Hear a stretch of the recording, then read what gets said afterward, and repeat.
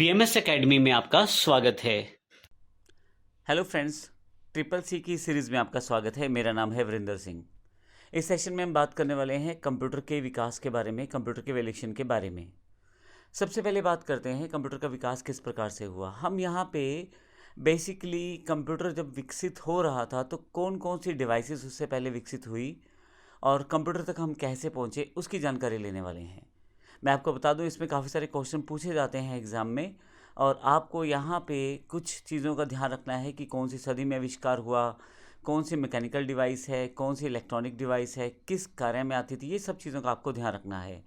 हालांकि जो हम सैम्पल क्वेश्चन आंसर की फ़ाइल देते हैं उसमें इस तरह के काफ़ी सारे क्वेश्चन पहले से ही शामिल है, तो आप उनको नीचे दी गई वेबसाइट से स्प्लैश जो होती है हमारी स्क्रीन पर, वहाँ से डाउनलोड भी कर सकते हैं।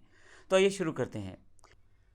जो कंप्यूटर या लैपटॉप हम आज प्रयोग करते हैं वो आज की दिन नहीं है, उसके लिए काफ़ी सदियों से मेहनत की जा रही है और इसके लिए उसको स्टेप बाय स्टेप काफ़ी सारे चरणों में उसका अलग अलग रूप में आविष्कार हुआ, फिर उन चीज़ों को जोड़ा गया, फिर नई चीज़ें ऐड की गई। इस तरह से एक कंप्यूटर के रूप में आज जो डिवाइस हमारे पास है उसका हम प्रयोग कर पाते हैं।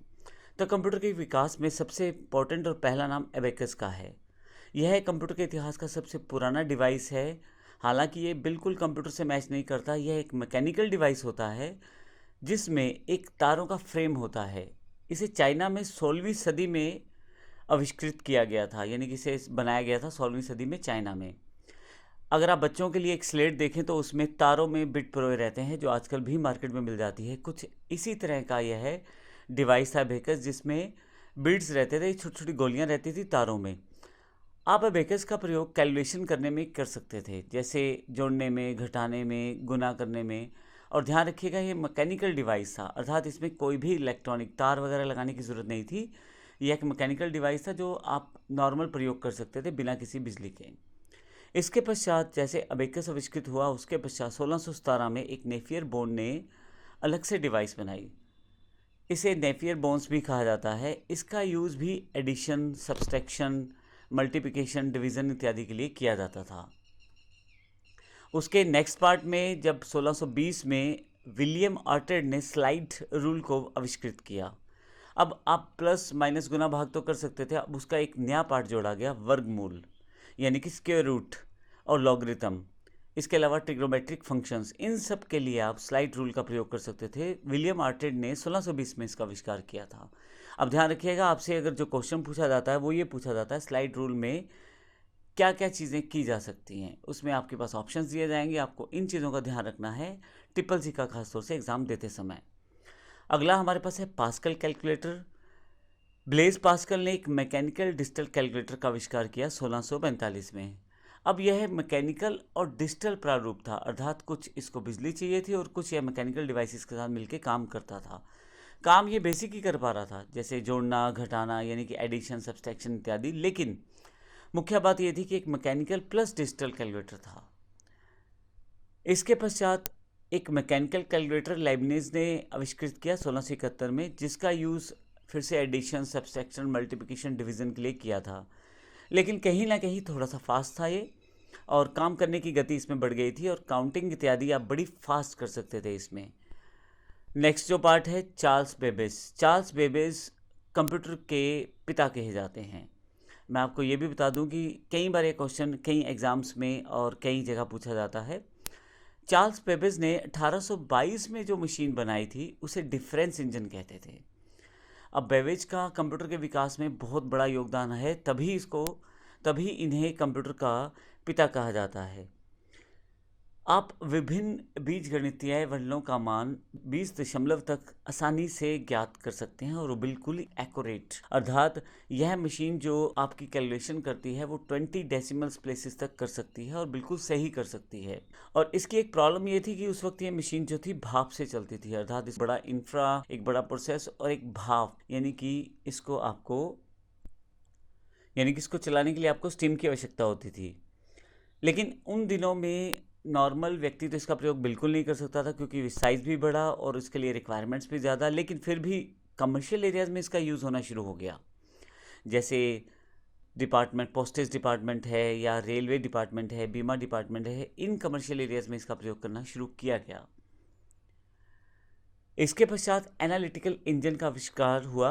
चार्ल्स बेबेज ने यह मशीन तैयार की। में अब इनपुट आउटपुट स्टोरेज भी अवेलेबल थी, कंट्रोल भी था। इन सबको मिला के एक मशीन आविष्कृत की गई जो ये कह सकते हैं कि आज के कंप्यूटर का एक बेसिक टेम्पलेट कहा जा सकता है, एक रफ प्रोसेस कहा जा सकता है, जिसमें आप मैथमेटिकल कार्य कर सकते थे, बल्कि अपनी जो आउटपुट आई है उसको स्टोर भी कर सकते थे। और यह ऐसा पहली बार किसी डिवाइस में किया गया था। इसीलिए मैंने पहले बोला था कि चार्ल्स बेबेज को कंप्यूटर का पिता कहा जाता है, क्योंकि यह मशीन जो थी अब थोड़ा सा आगे आ चुकी थी, जिसमें आपके पास इनपुट अवेलेबल थी, प्रोसेस आउटपुट अवेलेबल थी, स्टोरेज अवेलेबल थी, कंट्रोल अवेलेबल था। इन सब चीज़ों को बांट के एक इकट्ठा प्रोसेस तैयार किया गया, जिसमें अब मैथमेटिकल कार्य के अलावा भी आप स्टोरेज के रूप में अपनी आउटपुट को स्टोर कर सकते थे। नेक्स्ट जो था टेबुलेटिंग मशीन थी। 1880 में हार्मन हॉर्लेट ने इसका आविष्कार किया था। यहाँ पे थोड़ा सा डिफरेंस इसने ये किया कि इन्फॉर्मेशन को स्टोर करने के लिए पंच कार्ड का प्रयोग किया।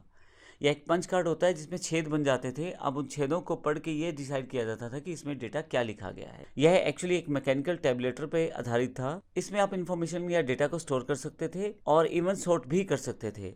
1896 में टैबलेटिंग मशीन जो कंपनी बनाई गई थी, उसमें 1924 में इंटरनेशनल बिजनेस मशीन बन गई। अर्थात जो IBM आज आप सुनते हैं उसको 1924 में इंटरनेशनल बिजनेस मशीन्स के रूप में बनाया गया था। अगर हम आगे की बात करें तो नेक्स्ट फेज में हमारे पास बेसिक कंप्यूटर का एक ब्लॉक तैयार हो गया था कि हमें क्या क्या चाहिए होती है। अब हम आगे की बात करें तो हमारे पास कंप्यूटर के विकास में एक बेसिक ब्लॉक तैयार हो गया था कंप्यूटर का, कि इसमें एक इनपुट होना चाहिए, एक आउटपुट होना चाहिए, एक हमारे पास प्रोसेसिंग प्रोसेस होना चाहिए। अब मार्क 1 इस दिशा में एक पहला कदम और था। 1930 में ये मशीन विकसित की गई थी, लार्ज नंबर। यह पहली इलेक्ट्रोमैकेनिकल कैलकुलेशन मशीन थी, जिसका प्रयोग आप कैलकुलेशंस के लिए कर सकते थे, बड़े बड़े नंबर्स के कैलकुलेशंस के लिए। और सबसे इंपॉर्टेंट बात, ये इलेक्ट्रोमैकेनिकल अर्थात बिजली और मैकेनिकल प्रोसेस दोनों को इकट्ठा करके इस मशीन को बनाया गया था। ENIAC इसका आविष्कार 1946 में जे प्रेस्पर एक्रिट ने किया था और जॉन मॉसली ने किया था। इसका पूरा नाम electronic numerical integrator and computer था और यह वर्ल्ड का पहला इलेक्ट्रॉनिक कंप्यूटर था। तो पूछा जाता है कई बार आपके एग्जाम्स में, क्वेश्चंस में, कि पहला आपका इलेक्ट्रॉनिक कंप्यूटर कौन सा था, तो ENIAC का नाम वहाँ पे आता है।